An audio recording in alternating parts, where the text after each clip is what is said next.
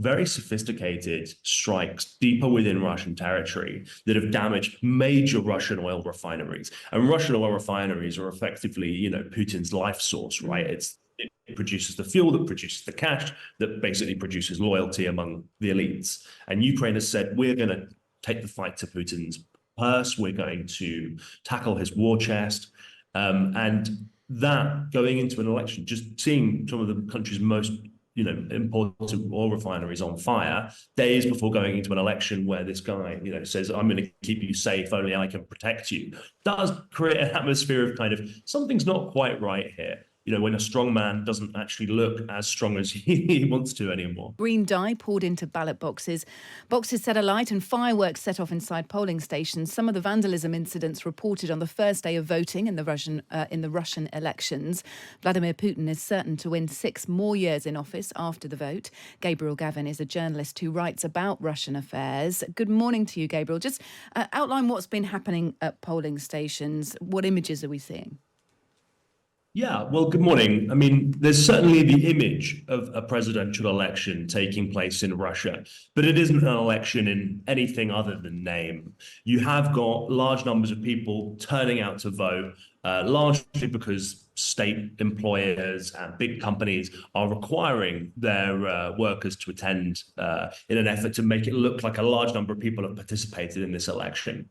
But as you said, one of the most remarkable things has been these sporadic acts of protest at several polling stations. There have been people pouring green dye through the gaps in the ballot boxes, tainting all the pieces of paper inside, setting off fireworks. Really quite remarkable stuff. At least 3 people have been arrested. They've faced potentially very hefty sentences. But this is the only way that people can really make their opposition to Vladimir Putin's rule heard. All substantive opposition has been shut out of the process. The only clearly anti-war challenger, a guy named Boris Nadezhdin, was shut out and banned from taking part in the process on completely spurious grounds. There are thousands of political prisoners. Any of the previous opposition groups that had tried to take over, basically to take over politics from Putin and say there is an alternative. Most of their members are now either abroad or in jail. And we're speaking today exactly 1 month to the day after the death of Alexei Navalny in a Russian prison, killed in one way or another by Putin's system. So it's remarkable to see even those small isolated acts of protest against that backdrop of just overwhelming brutality. Yeah. And look, arrests are being made. I wonder whether people will keep on protesting. There's quite a striking image on the front of the Times today, CCTV coverage of polling booths, and it's specifically being monitored at Russia's Central Election Commission headquarters, so you can see the kind of eyes across this. Do you think, Russia are notably clamping down on any protests, or do you think people will continue? Will this be a theme for the weekend? I think it's both. I think Russia has a zero tolerance approach towards any kind of protest, particularly one that takes aim at the war in Ukraine, particularly one that takes aim at Putin.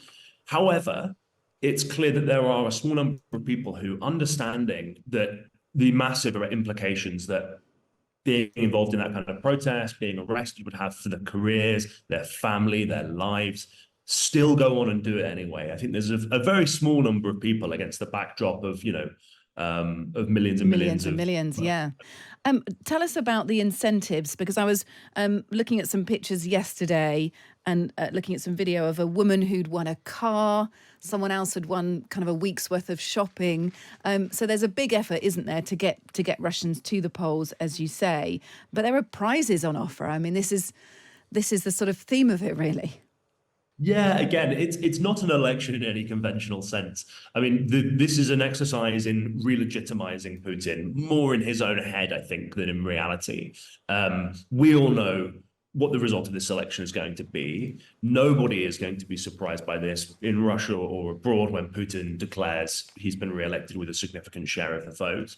As you say, getting people to the polls is the biggest problem because Russians genuinely, by and large, don't see electoral politics as a way to change their lives. Having had this kind of social experience of the Soviet Union, having had the increasingly autocratic and now kind of outright despotic government of Putin, people don't see voting as anything substantive. They don't think, well, my potholes are going to be filled in, or my bin collection is going to be better, or my son won't be sent off to die and fight in an illegal war if I vote for a different guy. They think politicians are generally all the same, and they don't see these as political questions. So why in a society like that would someone go out to vote? People have run articles or think pieces over the last couple of days saying, well, what will Russia be like after the election? And obviously the answer is much the same as it was before.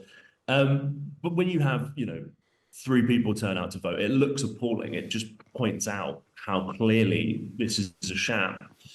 So yeah, people have been offered prizes. There's raffles.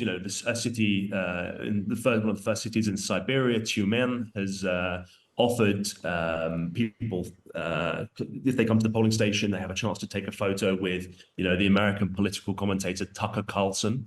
It's actually just a cardboard There's a cardboard cutout, isn't it? Yes. Yes, I saw that. And then there was a woman who turned up as Barbie with her daughter also dressed as Barbie. There was a couple who brought a baby just days old. The baby was called Vladimir Putin. So they were taking Vladimir Putin to vote for Vladimir Putin.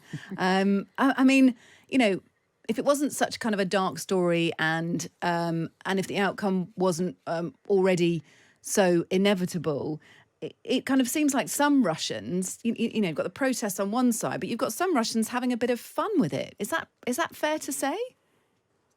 I think the vast majority of Russians are still willingly disconnected from the reality of the war in Ukraine, willingly disconnected from the reality in their own country, and will just keep their heads down and enjoy their life and make the best of things as they can without much regard or consideration for politics. That's basically what they've been told to do for the last 100 years. But I think one thing I would say is that Putin's message in this election is you have no choice. This is inevitable. But I think it's in his interest to not ever reveal that he will one day leave, that he is mortal, because the second he does that, he sparks a power struggle beneath him. And I think Russians will find out very soon that everything is forever until it's not. Yeah, look, Russian parts of Russian occupied parts of Ukraine are also voting as well. Are people complying? I think it's very hard to always get a clear picture out of Russian occupied territory in Ukraine. I think whether people comply or not is more or less immaterial. I mean, there is going to be no democratic oversight of any kind of sham election in those territories, even less so than in maybe in somewhere like Moscow. And I think the consequences there for not complying are even more brutal, because Russia and the regime will treat Ukrainians and the people it says it's fighting to defend and protect with far more contempt and far more fury than it does even its own people, which it doesn't care much for. Yeah. Let's just talk about that huge strike on the port city of Odessa, one of the deadliest attacks by Russia in weeks. With at least 20 people killed in Odessa. What else do we know about that, Gabriel?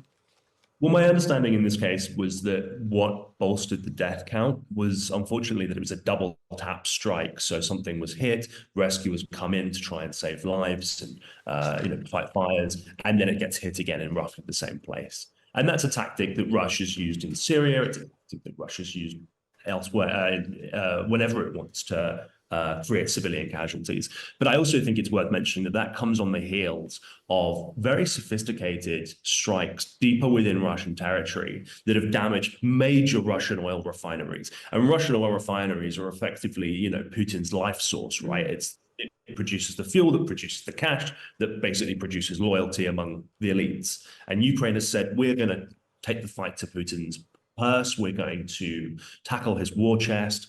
And that going into an election, just seeing some of the country's most, important oil refineries on fire days before going into an election where this guy, says, I'm going to keep you safe, only I can protect you, does create an atmosphere of kind of something's not quite right here. When a strong man doesn't actually look as strong as he wants to anymore. Well, look, fascinating conversation. Thank you so much for being across it for us. Gabriel Gavin, a journalist who writes about Russian affairs. Good to speak to you. Thank you. So another day of voting to come in Russia, and well, perhaps something of a foregone conclusion. Later on as well, we'll be continuing our discussion about the sort of implications of the Russian election, Yes. and I suppose how we should respond to it, and how leaders in the West should respond to it as well. Whether we are complicit by reporting on it and actually kind of recognising Vladimir Putin as Russian president, even though it's a thoroughly, well, looks like a democratic process, Yeah. but we know it isn't.